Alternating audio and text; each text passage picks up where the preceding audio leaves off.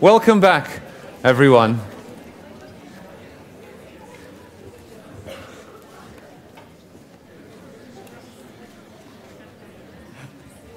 Everyone in the room, everyone online. We have looked into the past and we have talked about the present and we have speculated about the future, what it might be, reminisced about what translation used to be like, what it's likely to become. Well, the one thing that we haven't done is we have not looked into the future but from the past. See if you can wrap your head around this concept. But this is up next. The upcoming session will feature 3 speakers who have appeared at one or more previous editions of TEF. With over 25 years' experience in the translation ecosystem, they will each give us their take on the state of play, on evolution of the industry from their respective angles: a freelancer, an academic, and a language technology expert. I would like to invite to the stage Dana Sabados, Alexandra Krause, and Andres Vasiljevs.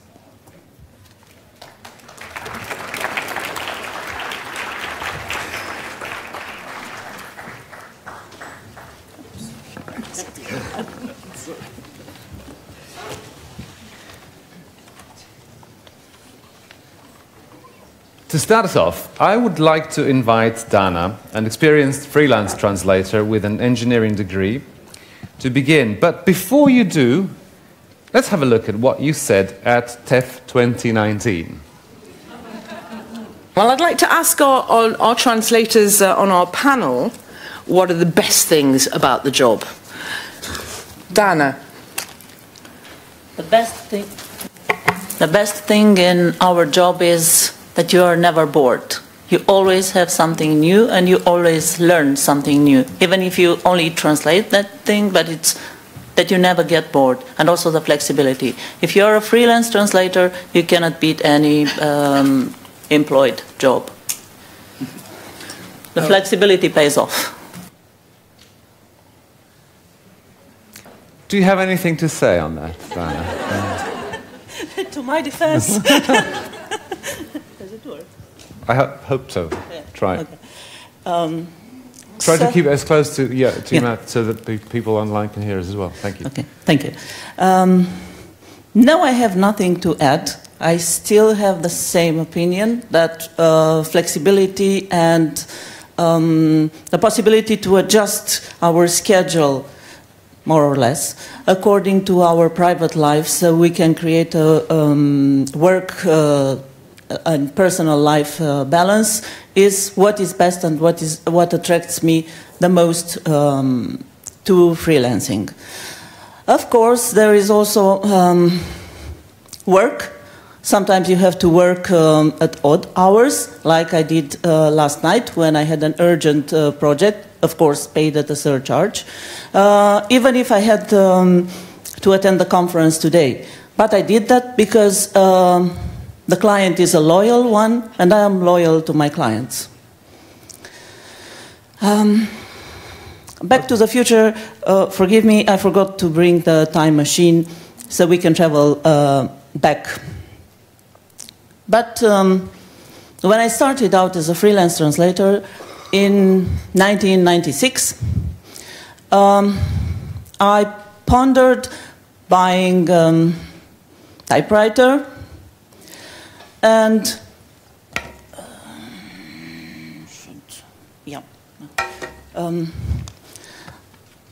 but I wanted to be forward-thinking, and I decided to go for a PC.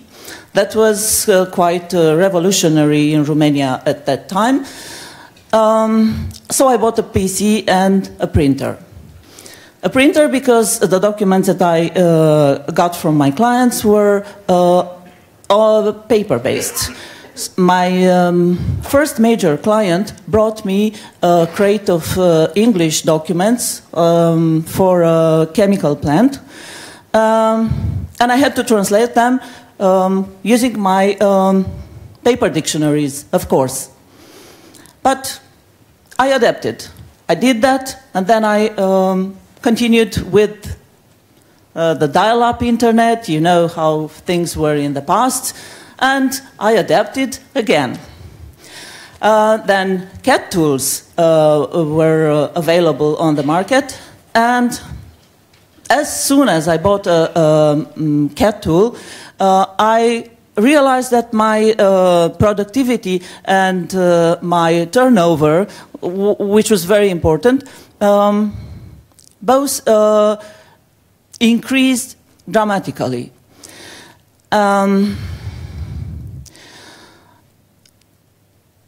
CAD tools meant more availability and more opportunities because we were able to do more work because of the fuzzy matches and other facilities of the translation memory. But in this way, we were more available for other work and for other clients. So this technological advance helped us, or helped me, move forward. So for me, that was the most important turning point in my career, the adopting of technology. Later on, machine translation was launched on the market. When machine translation was launched, it was probably launched in order to help us work better, create a better output, faster, and at a better quality. It's either there were some misunderstandings on the chain, or some players did not look forward as we did to adopting technology, but machine translation changed to from helping us in improving our productivity and getting a better output from our work, led to a decline in our turnover and more work for less pay. The system of having the machine translated, the post-editing of machine translation paid by per word, that is easier for project management, for the project management work, and also for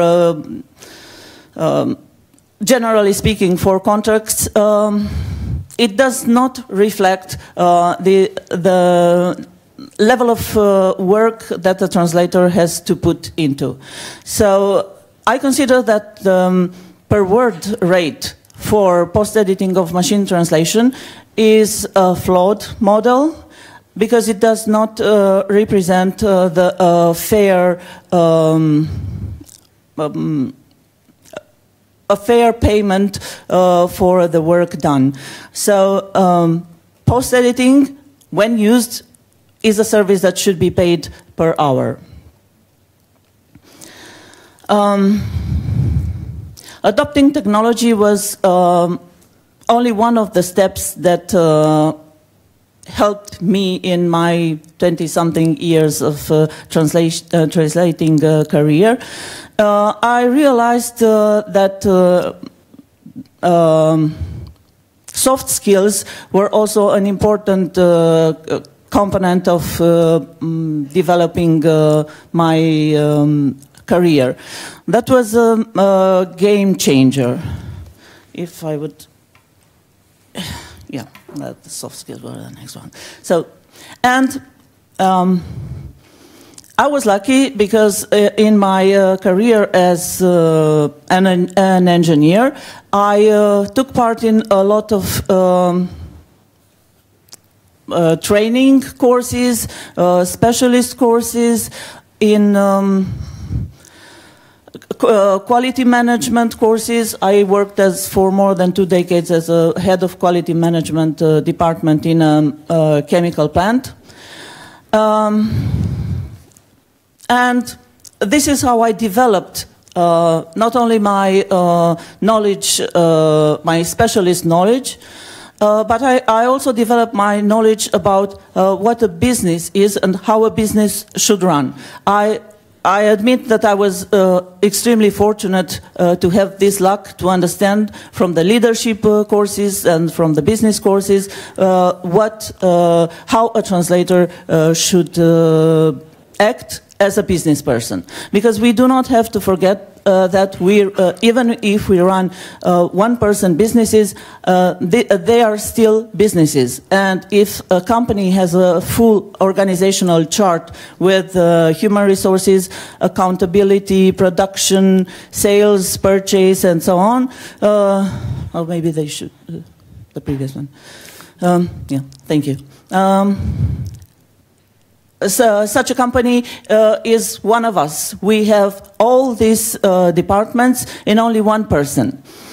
All the work that we have to do, acting as representatives of these departments, is included in the price, in our rates. So in the prices we are paid.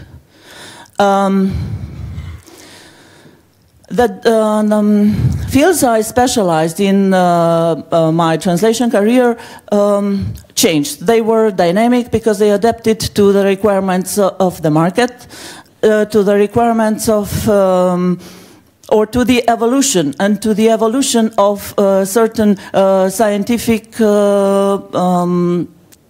fields that I worked in, also in the management field.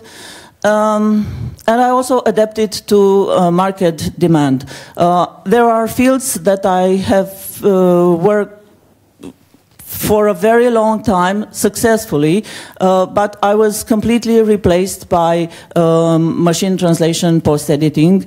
And as the field involved risk, I decided to quit that field because I do not want to be involved in any risk, and so that my translations can pose a risk to people, environment, or even to equipment. Our market is not a different market than other markets. It has a pyramid shape. At the high end, it has a high-end market. At the bottom end, it had a commodity market. And throughout our careers, we have to do whatever is possible to move from one level to another to the upper level. My take on the current situation of the market seen through MTPE lens is that the high professional level translations are human translations. These are the ones that require or involve a lot of risk and a lot of creativity, or a lot of creativity. The professional level is the level where machine translation post-editing is involved, where the translators have to use their cultural knowledge, their specific specialist knowledge, and the commodity level, that is a level where machine translation is used with minor post-editing, where the minor post-editing can refer only to typos, correcting typos, or correcting grammar errors. So the next one, the next slide was referring to soft skills. At the beginning of my translation career, I thought that, innocent as I was, I thought that if I can translate well, and if I do a bit of marketing, and if I have the technological skills available at that time, then I would do well. But in time, I realized that there are a lot of other fields that should depend on our own behavior and our personal approach to the business. And this is why my approach to work communication, work ethic, problem solving, adaptability, time management and negotiation improved the way that I worked. And I know certain cases when I was a chosen translator between the pool of translators because of certain soft skills that I had. And because I like CPD is, let's say, one of my passions. Last year I graduated from a course in negotiation. That's a course that was a course by INSEAD, that a reputable business school.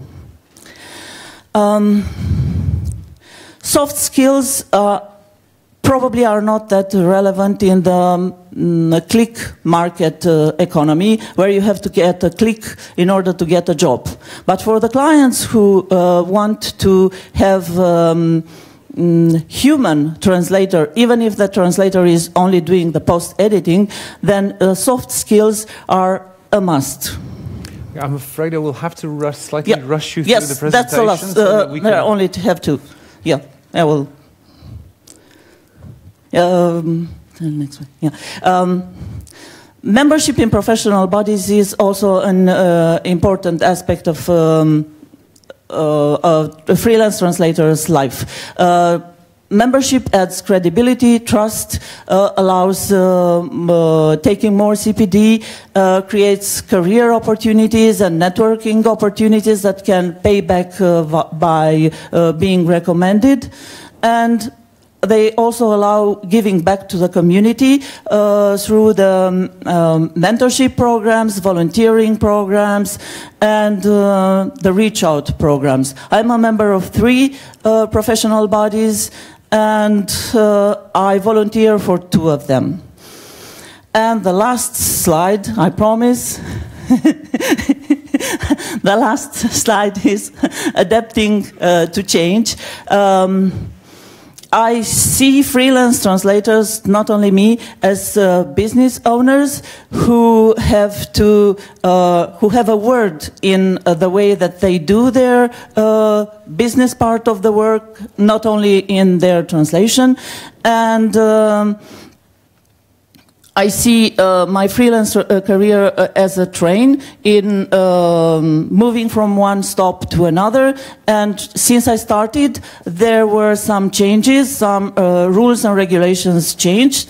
There were some technological advancements that I had to adopt, or that I wanted to adopt in order to carry the passengers safely and without any derail from one stop to another.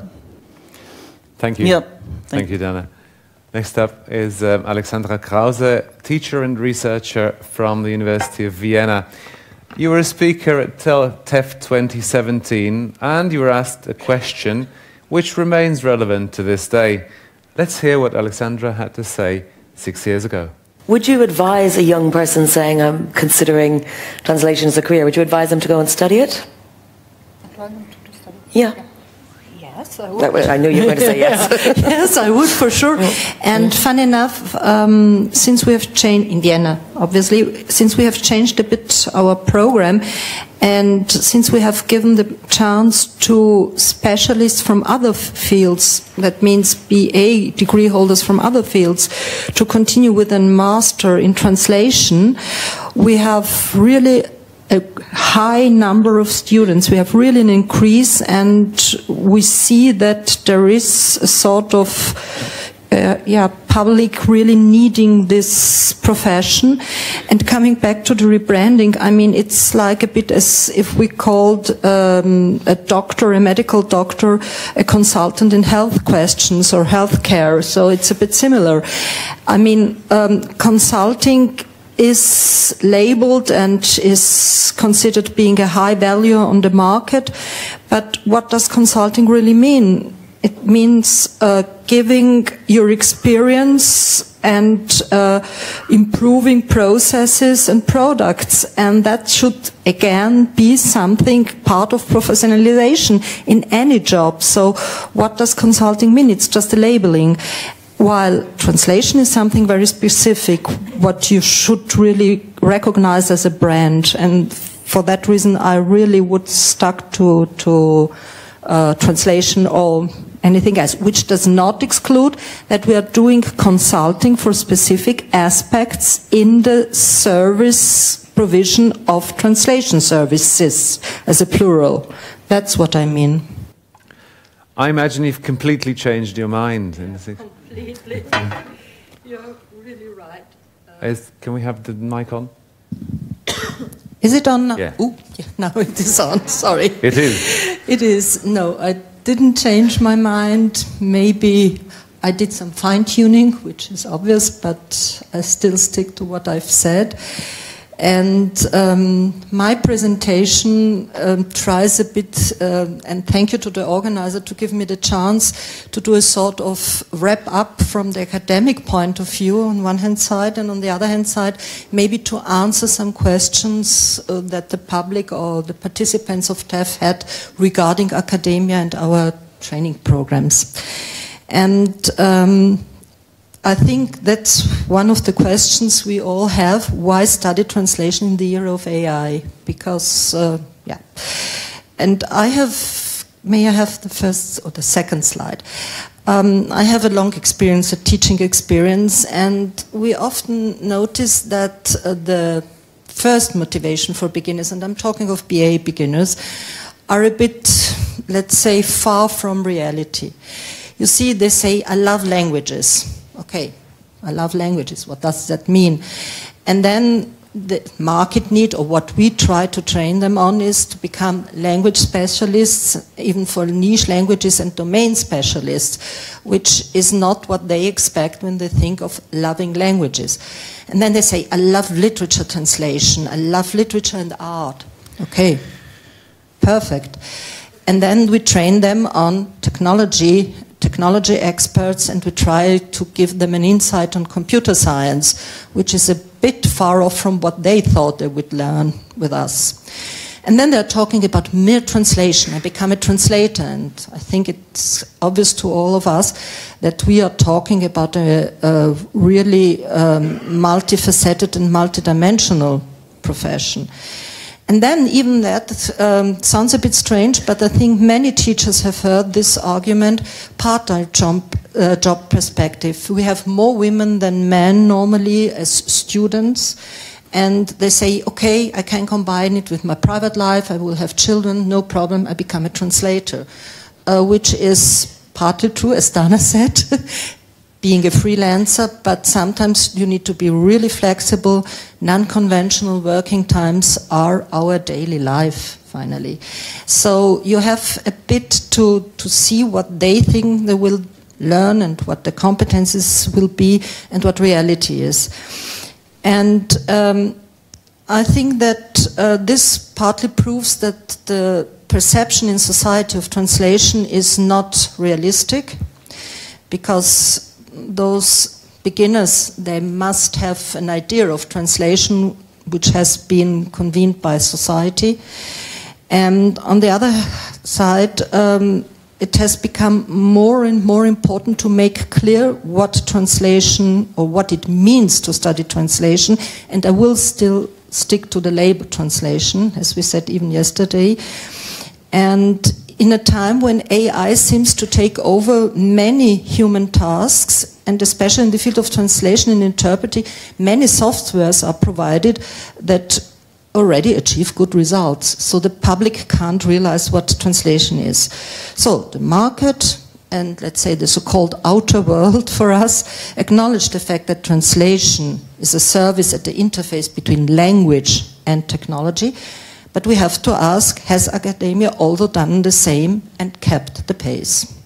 The next one, please. What are we used? We are used when we establish a study program, we are always talking about competences. Competences, we have talked about that the last 2 days. And I think that we always have to keep in mind then if we are talking about competencies, a 1 year or a maximum 2 year master's programs, and I'm talking almost of the master level now because it's what we are dealing with in DMT. We can only touch on many aspects. We can synthesize students, but we can't make really experts in all the competences we are talking of during the study course. That's impossible. Yeah, but I think this is true for any master's, for any study program, from any master's program. I mean, training on the job, lifelong learning, and cooperation with the industry or the market is elementary, is vital for any study course. So that's not just specific for translation. But coming back to competencies, I want to emphasize those competencies, and that's why I call them old competencies, that have become even more important and that we were teaching even long before the paradigmatic shift of AI. So language and cultural knowledge, we talked about these last 2 days, language and cultural knowledge needs to be a very stable base for our profession.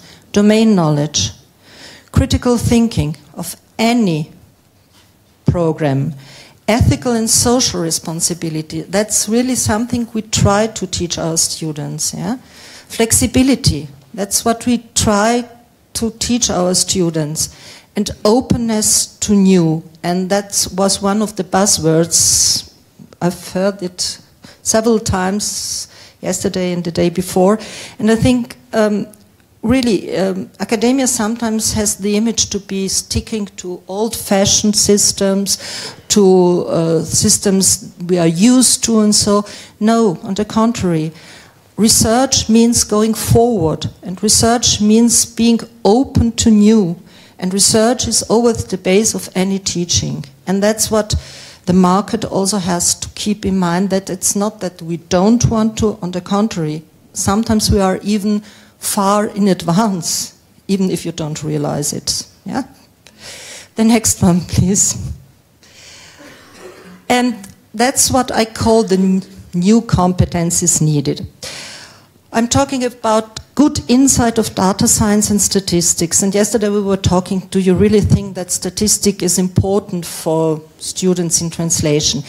I'm talking about good insight, not of statisticians, of experts, or things like that. It's just to give them an insight, to explain them what probability is, that to explain them that AI can deliver a translation which is probable, but doesn't need to be the best one.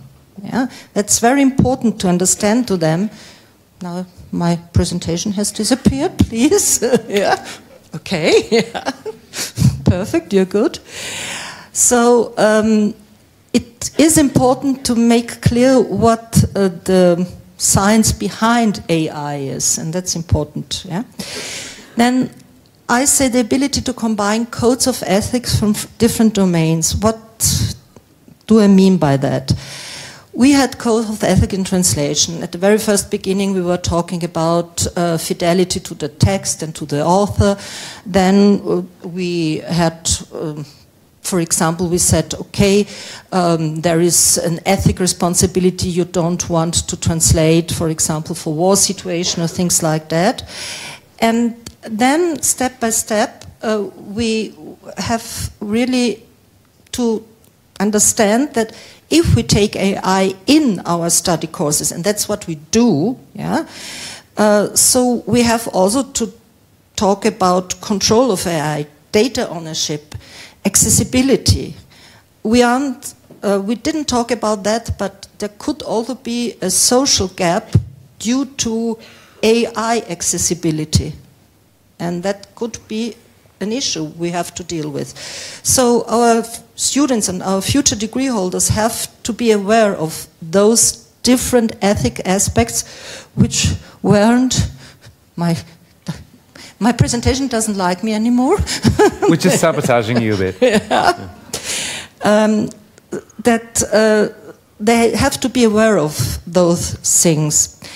What is most important, and we are really trying to teach them this awareness and the self-confidence in selling a product called translation as a complex, technology-based, but always human-driven discipline or product, quality, high-quality product. And that's what we really try to teach them. And what we also try to teach them by, for example, networking in association and whatever, disappearing again, improving the individual and collective visibility of translation service provision. Yeah? And I think, as we said before, this starts in the primary school, that starts not at university level. And whenever students spread the rumor that translation is something different than the perception, the normal perception, I think we have just reached a good image of translation. The next one, please. What I also wanted to say is that gradually these new competences become also clear from program titles. Yeah? For example, we have in Barcelona, we have a study course called Tradumatics, Translation Technologies, which means they really brought it in the name, and they train specialists in multilingual project management and experts in translation technologies. In Vienna, we have a combined new master course called Multilingual Technology, in collaboration with the so-called FH, which is a more practice-oriented study system in Austria. And the focus is on central concept of language technology, methods for their creation. You remember you said that academia should also train students to be an active part of the development of AI. And as soon as students know the methods of creation and use of language technology, they become part of this development and language resources.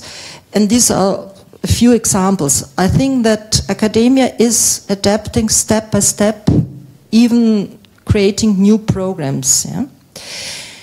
And what is, let's say, the final goal? Combining diversity in one master's degree program and assuring quality at the same time.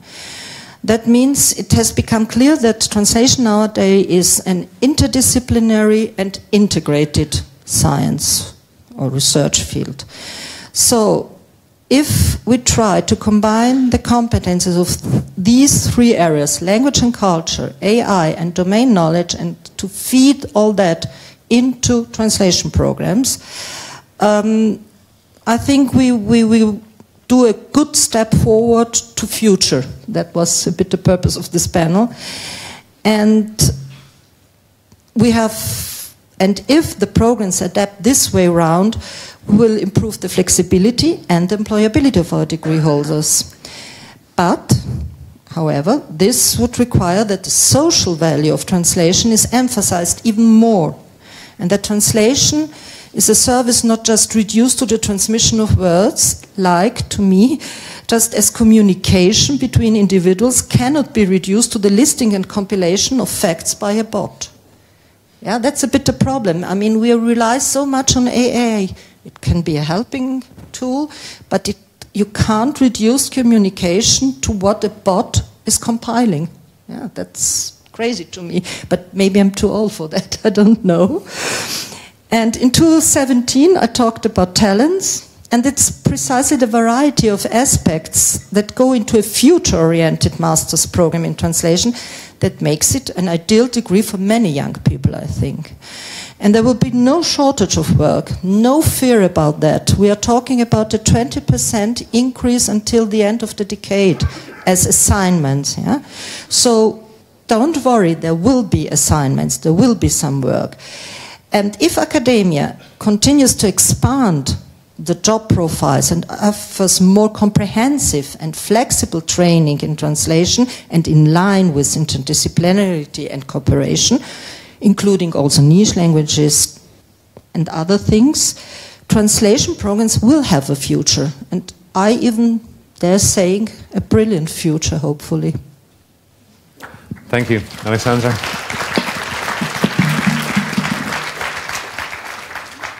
Our third volunteer, thank you, to jump on the time machine is Andres Vasilyevs, Lind Group expert, who has delivered tech-related talks at 3 previous TEFs.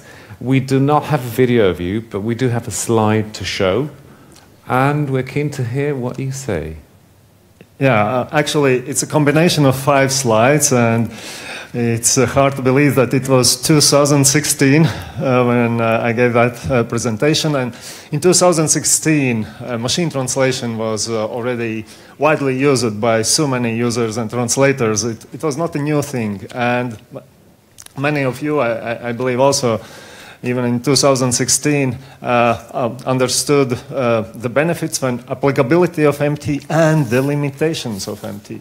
And we did have a lot of discussions here at Translating Europe Forum about, what future is bringing to us. And now we are living in this future, and now we are talking about next wave, next paradigm change. That's actually continuation of that happened. And on a personal note, that resembles me how we started our company back in '90s, and my motivation to do that was I was a student at the university, studied computer sciences, and many people and also businesses came to me. Oh, can you consult me, or can you help how to use these tools, this software? Because everything was in English. My mother tongue is Latvian. Latvian language was not present in software systems. Even when we started, there was no Latvian spell checker available, and this was my motivation. To start this work on enabling Latvian language, enabling users to use technologies and to get access to information in their language. We developed spell checker, we developed dictionaries, we thought about machine translation development, and we started localization. And how did it start? One global company, and you know, with late evening calls, late evening call, Friday evening, from other side of the ocean. Oh, yeah, we know you are a software company in language technologies. Can you help us with localization of our product? And that company, we wanted to enter market. We started by hiring 30 translators to translate software manuals, instructions, and everything, and we got stuck. They saw that they cannot manage to do that in time. They will not finish that work. The customers are waiting, and at what time the new technology was available, quite fresh CAT tools, and I said, I don't know, not sure, but we can try. So. And we got a group of people together, and we tried these new CAT tools, and we asked the new students coming from translation department, oh, you know about translation? Oh, we will teach you how to use these CAT tools, and let's start doing that thing. And that was fresh for them. They didn't know how to do that in an old way. They started to do that in this new way. And you know that? We did have a small team of six to seven people, and we did that job. And that other group is 30 translators who used that in old way and who were saying that, oh no, CAT tools, that's something not appropriate. That's not. We do have our quality standards and way of working, and it's proven over years. We went out of business. And this was very, very telling for me that, yeah, we have to embrace changes, embrace potential of technologies, and to find our place in that. How we, people, humans, translators, language specialists, can be more productive in doing the mission that we do have. And our mission is not just do translation. It's, I believe, my personal motivation is to help people to communicate across languages, to get access to information, to pass knowledge, and to break these language barriers. At the same time, to nurture linguistic and cultural richness, what is encoded in languages. And another personal experience was at one of the conferences here in Brussels, but it was not translating Euroforum. Famous American futurologist Owen Toffler was invited to speak. He passed away years ago, but he predicted coming of information society. He didn't call it internet, but he talked about that already back in the 70s. And I asked him, what is his prediction about the fate of smaller languages?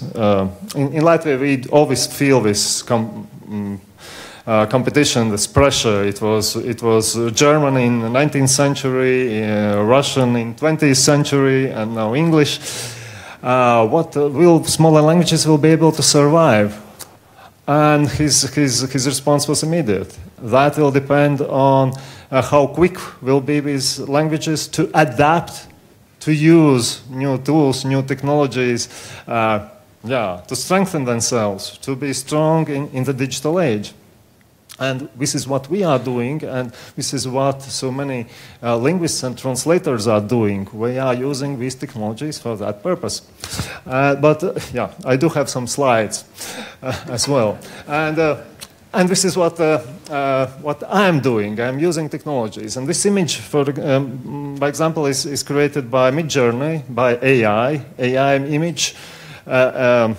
It's actually not so easy. You have to work with prompts to get what you want, but it's an image on the topic what future is going to bring to us, uncertainties, looking towards the future.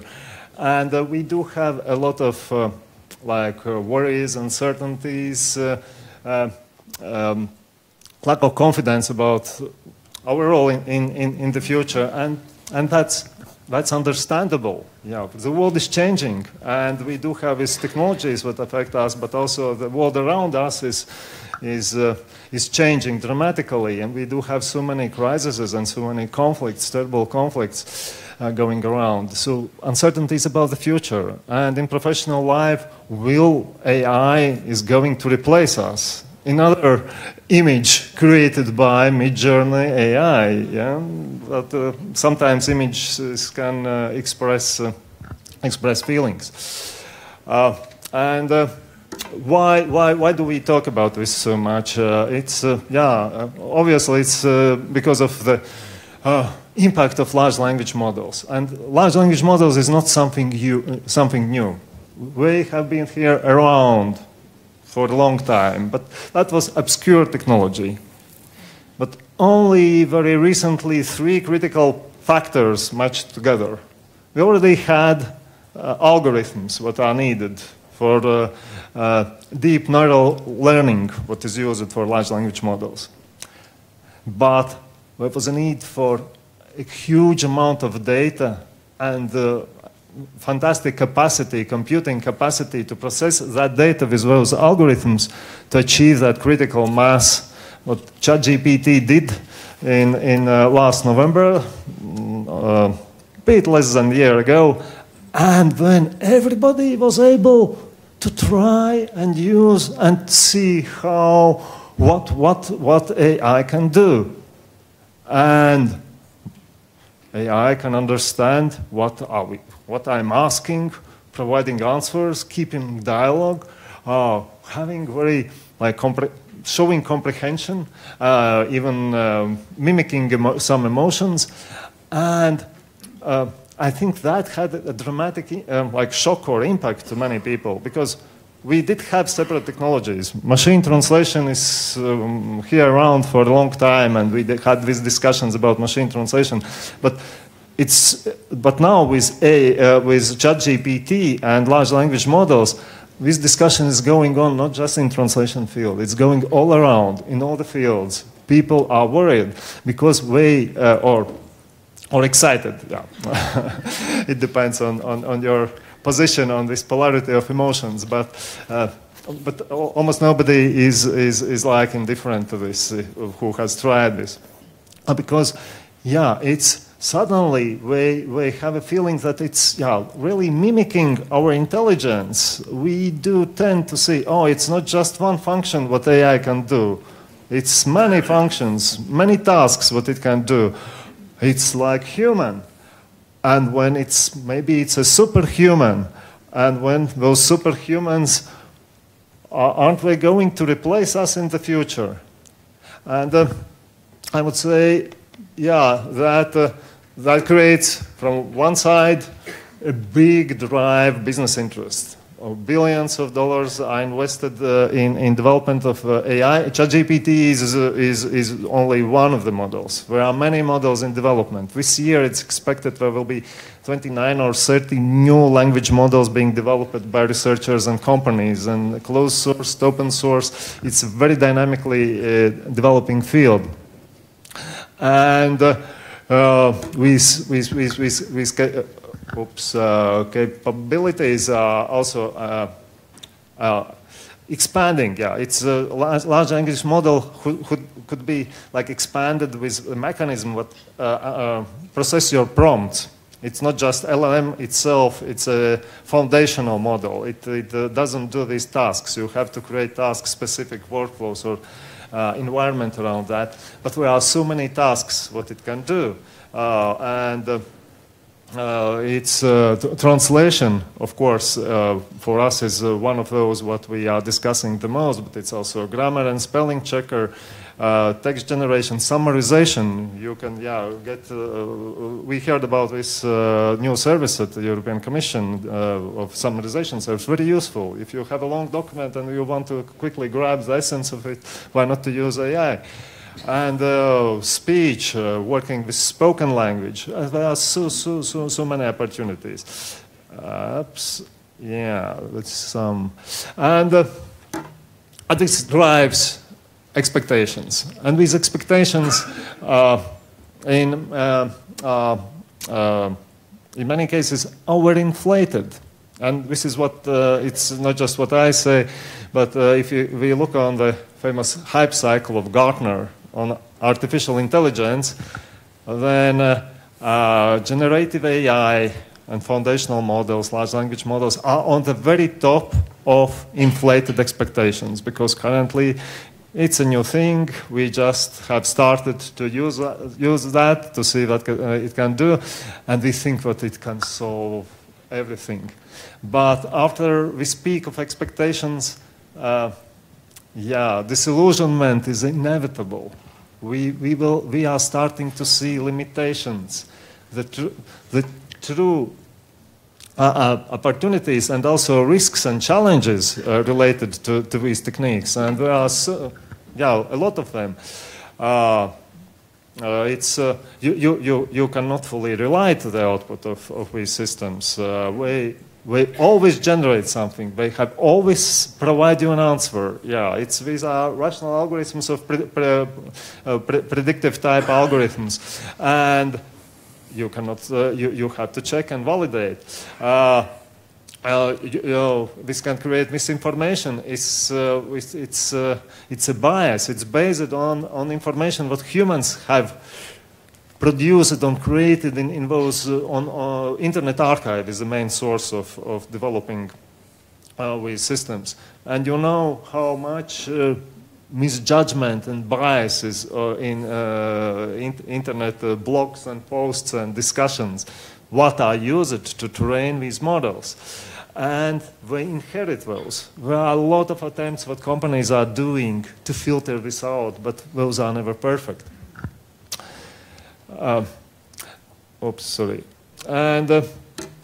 this is where are also these inherent limitations of these large language models. It's contextual awareness. From one side, the context is very very broad, because these models are trained on all the Internet Archive, Congress library. European libraries are not used due to copyright protection, but US legislation is different, so we use everything that is there. And many other sources. From one side, it's broad context, but it's generic. It's not task specific. It's not client specific. It's not field specific. And in many cases, that contextual awareness is very important in translation. Yeah, it depends on data, what I said, and we will come to that.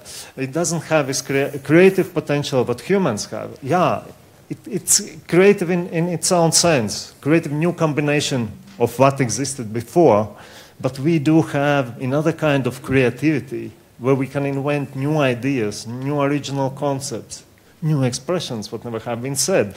And LLMs do likewise those capabilities. And emotional intelligence, yeah, we do not have emotions.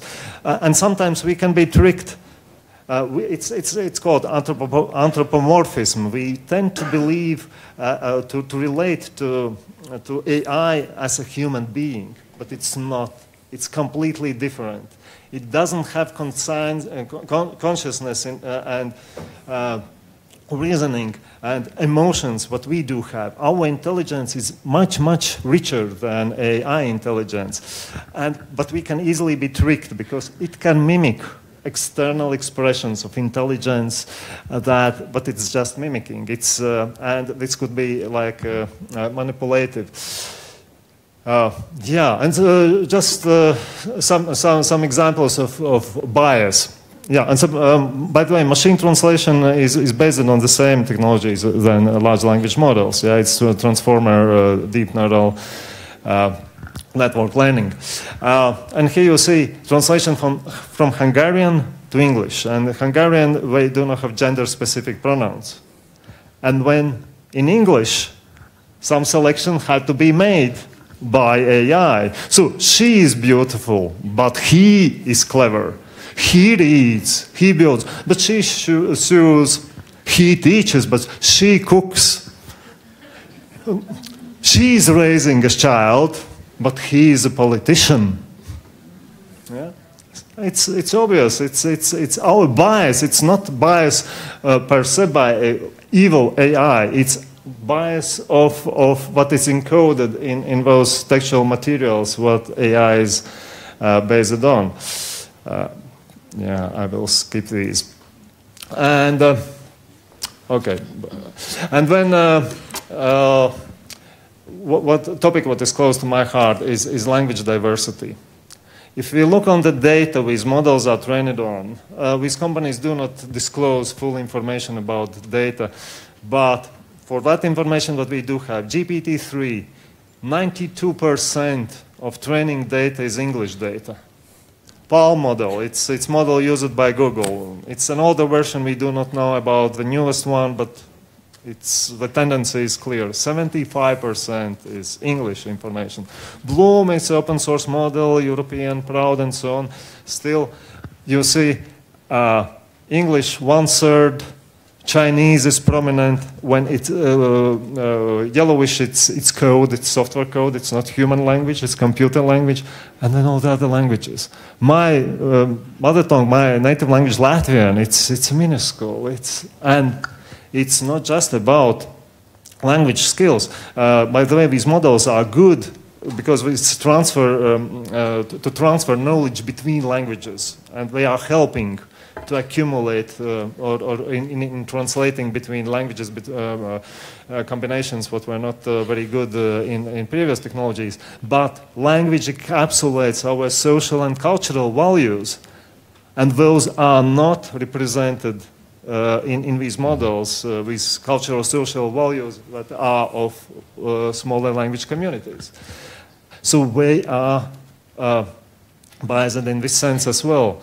And this is why it's so important to work on balanced AI, what fully represents linguistic, cultural diversity in Europe and globally. And this is why this work, what was mentioned on the first day on European language data space, we are also involved in this, is so important to make sure that we collect and provide and train with models with diverse data and make sure that these models are reliable and we avoid bias. And we need new methods to do that. We cannot compete with big global companies with fantastic computing resources and billions of investments. We need to have smarter approach how to build more efficient, smaller models, but as smart as those big, so that also smaller languages, smaller domains are well represented in this AI. And these models should be greener. There's this dramatic ecological footprint of AI developments, of training these models and using these models. Every query that you do to ChatGPT generates some ecological footprint, and we have to be aware about that as well. But humans, I believe humans have a very important role in this. And it's not just my feeling. Sam Altman, he is CEO of OpenAI, ChatGPT developer. We are working on GPT-5, and he was recently interviewed about these developments. And even he said that, yeah, in areas where you have like average know-how, average skills, AI can be very impressive and mature. But even he said that in areas where you have specialization, you have expertise in this field that is significantly above the average. In these areas, AI cannot match you, and this is a place, this is a role of humans to be strong in the areas that are inherent and where AI is lacking. And it's contextual understanding, it's considering emotions, ethical considerations, very important. Ethics is not built in AI. AI do not understand moral values. Creativity, quality control, essential. Interpersonal communication, we are humans. We need human connection. And also the role in creating better, adapting AI.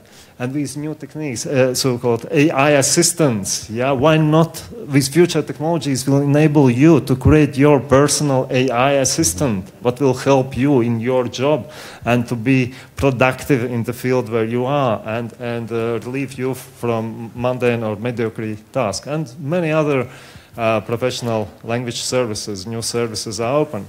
Okay, would you mind to skip? And this is the last slide. Okay, excellent. And, we do want to have some time for Q&A. Again, generated by Midjourney, and it's another perspective to the future. The first one was black and white. You have to look to the bright side of the future, and you will find it. Thank you. Thank you.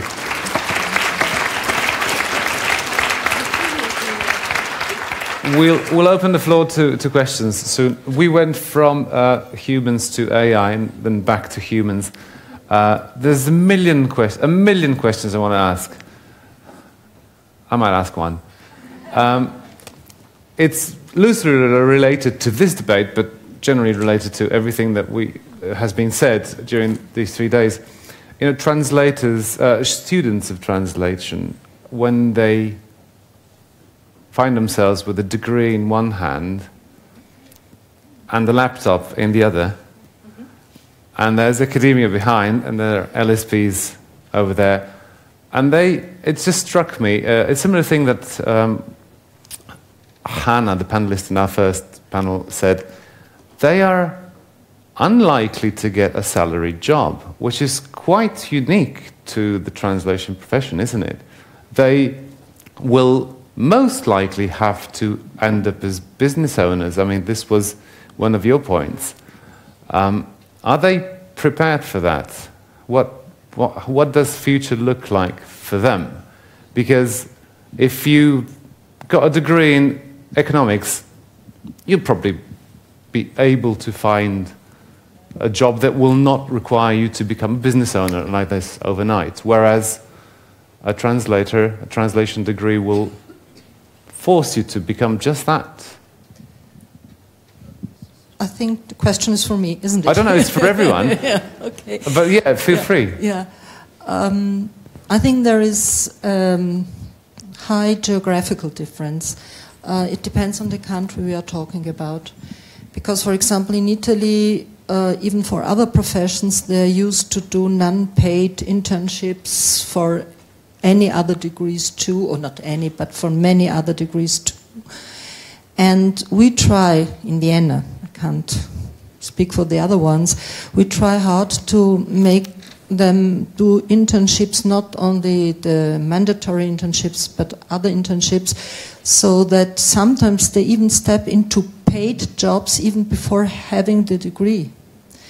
So it depends on what you're prepared to do as a student. If students are prepared to be, let's say, on the interface between doing their academic training and doing just the job, they have good chances to step into the job or just be in the job even before holding the degree paper in hand.